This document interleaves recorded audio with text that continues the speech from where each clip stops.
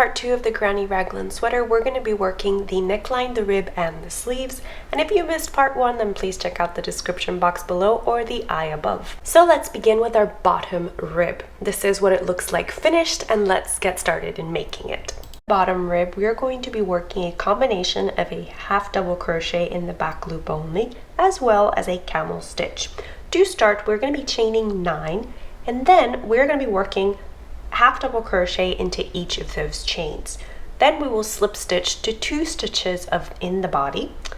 We will turn and we will work our way up using camel stitch, turn, work our way down, and connect to the body of the sweater. Here you can see me connecting to the body of the sweater. I am slip stitching into 3 stitches. Okay, so I'm alternating slip stitching 2 stitches in the body as well as slip stitching 3.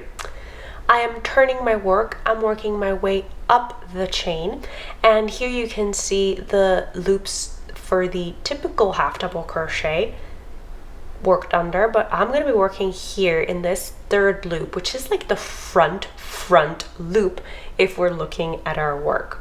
So it's literally just half double crochets just worked into a different loop than your typical half double crochet would be. And this pronounces the little V's at the top of our work. That is 2. Okay, this is 3.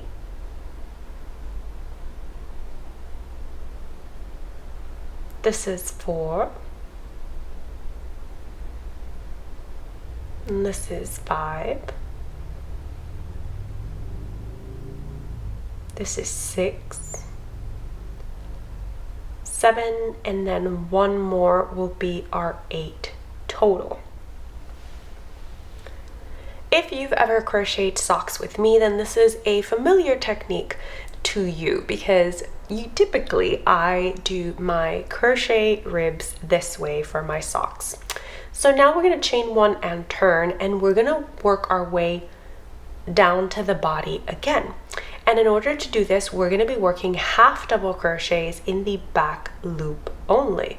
So looking at the very top of the V, the loop furthest from us.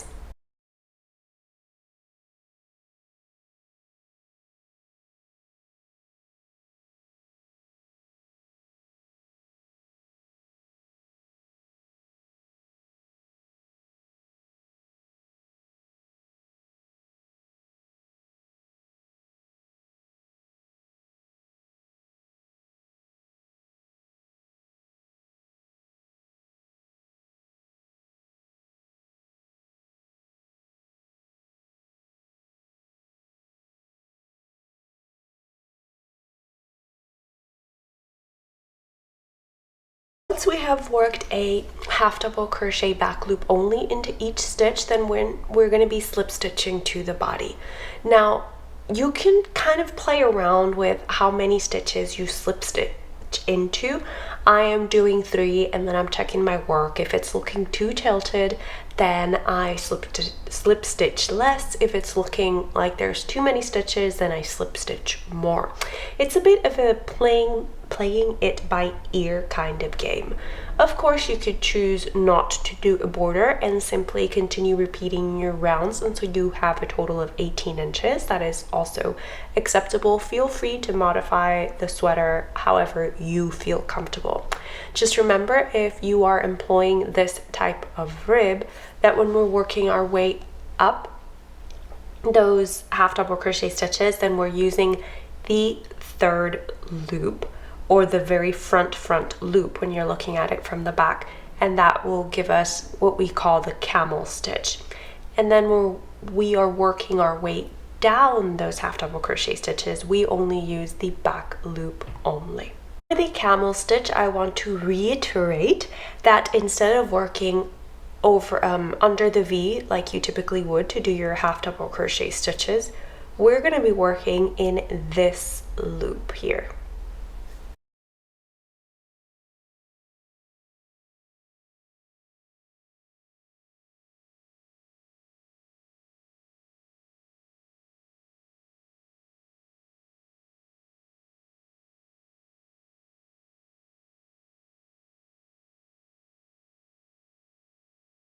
continue repeating the rows of working half double crochet back loop only when you're working your way towards the body, chaining one and turning, and then working camel stitch up towards the stitches to form this rib. Now, because I'm using camel stitch and half double crochets, this combination doesn't make such a stretchy rib, but it is very serviceable and I think it looks really nice. When you are working your way towards the body and you find you have 1, 2, or 3 stitches left over before you have to touch back at the beginning, fold that rib and then slip stitch up to join.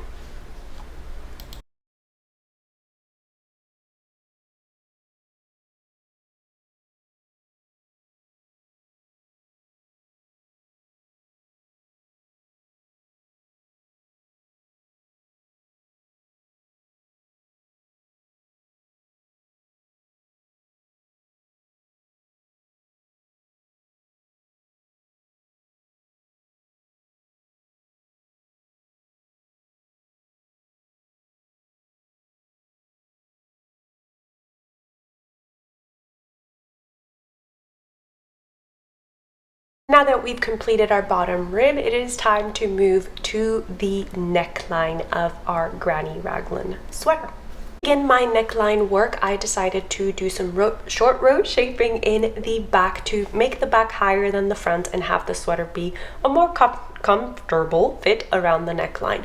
I will leave a link down below to the video where I share with you how to make short rows, and I will also drop the link in the eye above as well.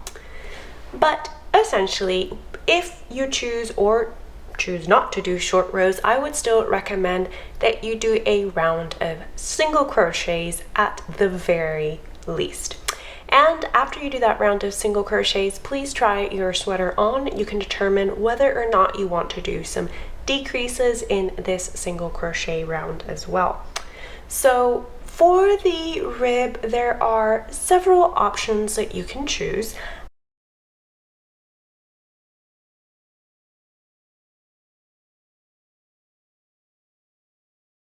So once we've completed our rounds of single crochet using a 4mm hook, we are going to work front post, back post, double crochet. I know we're a little bit further away right now, but I will realize my mistake and I will zoom you in. But if you are familiar with front post, back post, double crochet stitches, then that's simply what I'm working all the way around. Okay, now that we're closer, so for the front post double crochet stitch, insert your hook from the front to the back and then complete your double crochet. For the back post double crochet, we're going to insert our hook back to front and complete our double crochet. And we'll repeat these steps all the way around so that we've worked a stitch in every stitch, or around every stitch, as the case may be.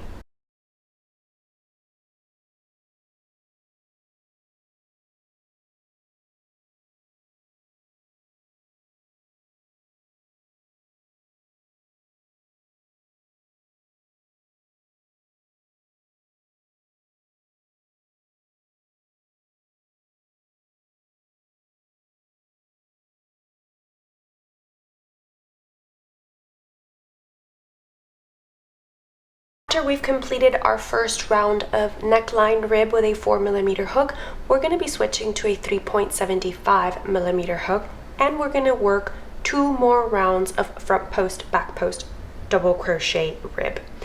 At the end of these 2 rounds, our neckline is going to measure 7 inches.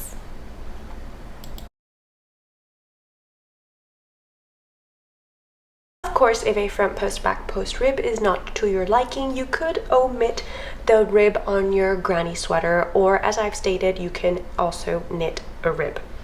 But I quite like how the front post, back post rib looks on my granny raglan sweater. Once we've finished our neckline, it is time to focus on our sleeve.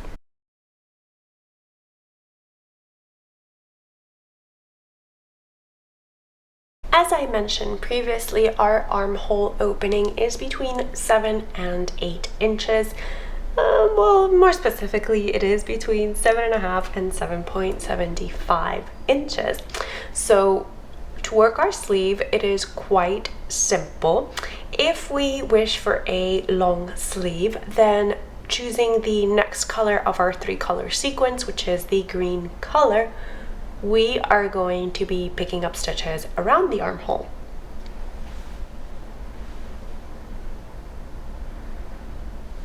And as I mentioned at the very beginning of part 1, we're going to be using a 4mm hook to work these sleeves.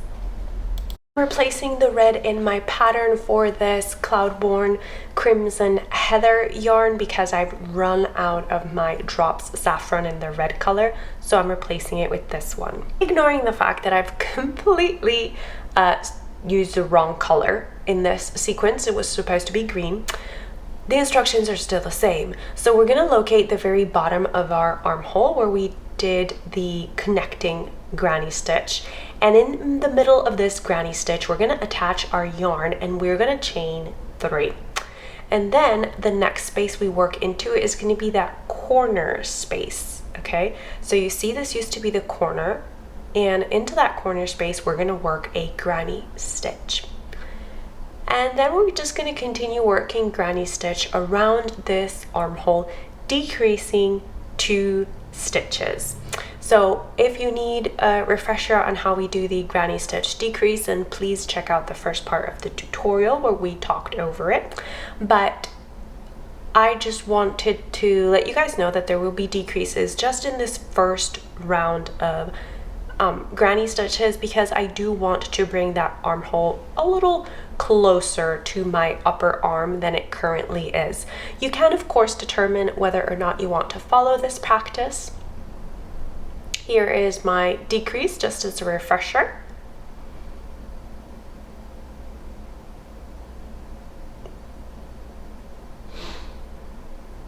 Okay, start the decrease, move to the next stitch, complete your decrease, and remember to do a double crochet in that space.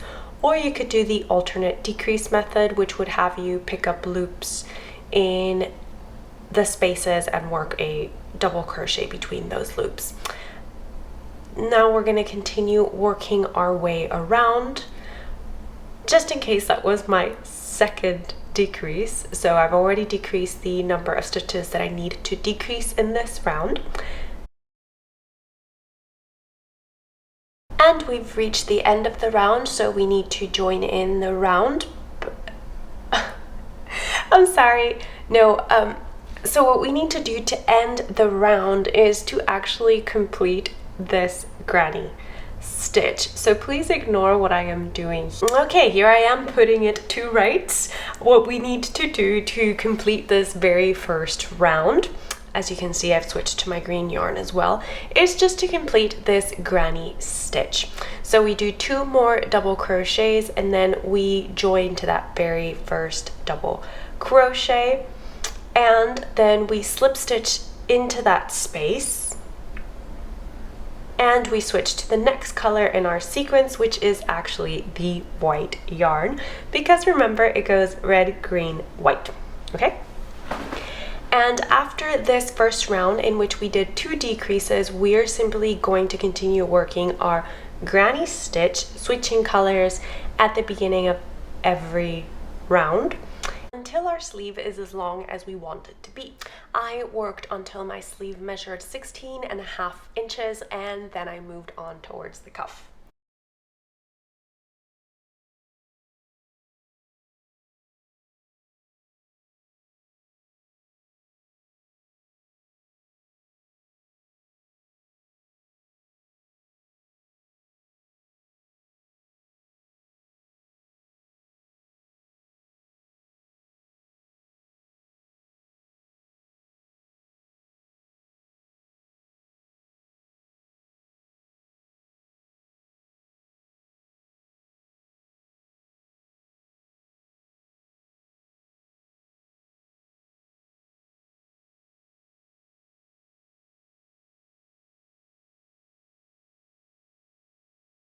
Okay, so this green stripe here marks the beginning of the sleeve proper. Before that, it was part of our yoke, okay? So let's measure how long I made this. And it measures 15 inches right now. Honestly, 15 inches, it's the most that it can measure because the green of this that I have left is to make the other sleeve. After steaming, the sleeve stretched to 16.75 inches, so it's all good. Okay, so let's count for you to review how many rounds I did. I did 38 rounds for the sleeve, counting from this green stripe right here all the way here. So I completed my repeats, right? Because my repeats were red, green, white. And now I'm going to do the cuff in my red so it can match the neckline. For the cuff, I'm still using a 4mm hook. Let's bring you in closer. Here we go. So for the cuff, I'm still using a 4mm hook. And I'm actually going to cut my white yarn after.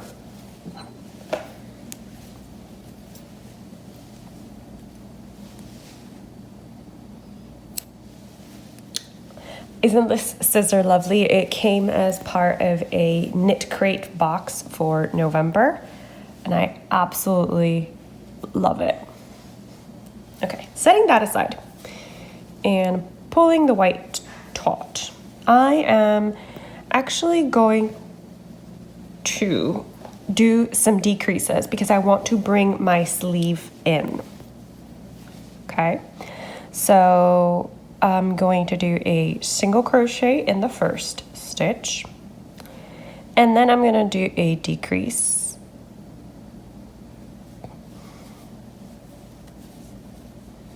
Single crochet in the next stitch and a decrease.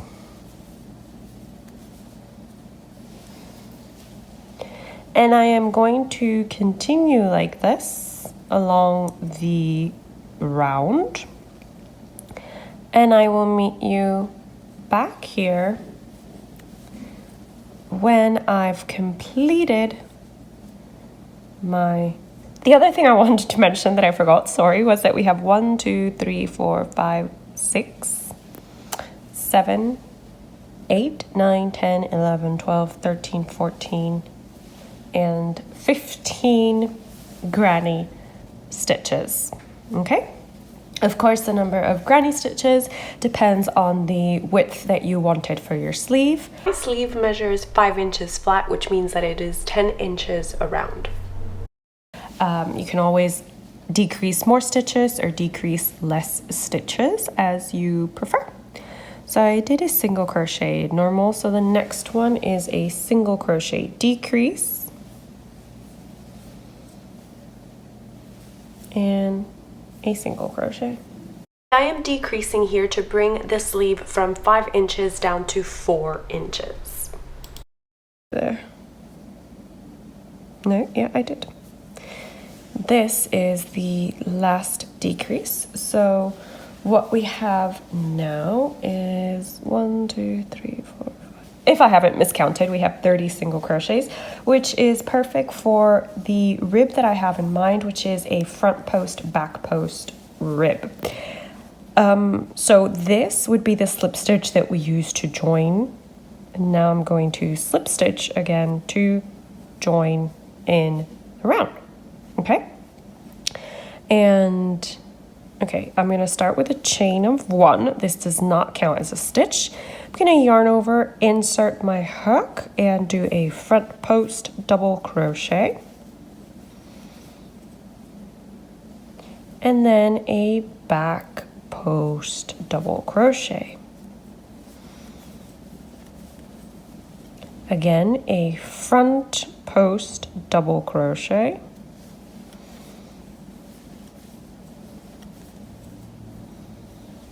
And a back post double crochet. crochet. Okay, we stick our yarn front, back, and we push that stitch forward. So front post double crochet. The back post double crochet, we stick our yarn from, we stick our hook from the back, crossing front, and push the stitch to the back. Okay? So I am going to continue along doing front post and back post double crochet, alternating them as I go. And if you find that you miscounted and you didn't have enough stitches to do front, back, well, you could add a stitch, of course, or you could just skip this and work in the next one. So you can decrease and have the amount of stitches needed for front post, back post, alternating rib. Because that's really what we're just doing. Okay, enough chatting. I will see you all. Bless you. I will see you all for the next round, which will be the third round of the cuff. So for the cuff round 3, I'm actually not going to join in the round. I'm simply going to continue. My next stitch is a front post stitch, then it's a back post,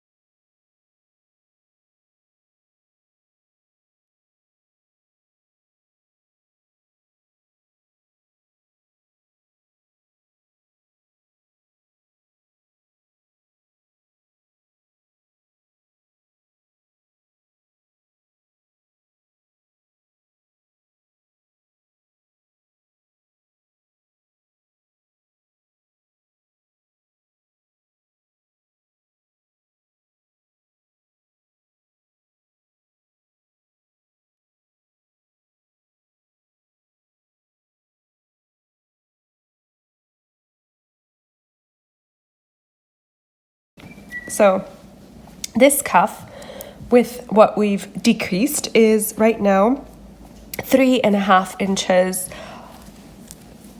Okay, if we measure from here to here, and it's got a little bit of stretch. So I have a very small wrists, so 3.5 inches is actually perfect for me. If you find that this is not good for you, then simply decrease less than I did. So writing in my little notebook so I do not forget, for the cuff I decreased to 30 single crochets, or 30 stitches I should say.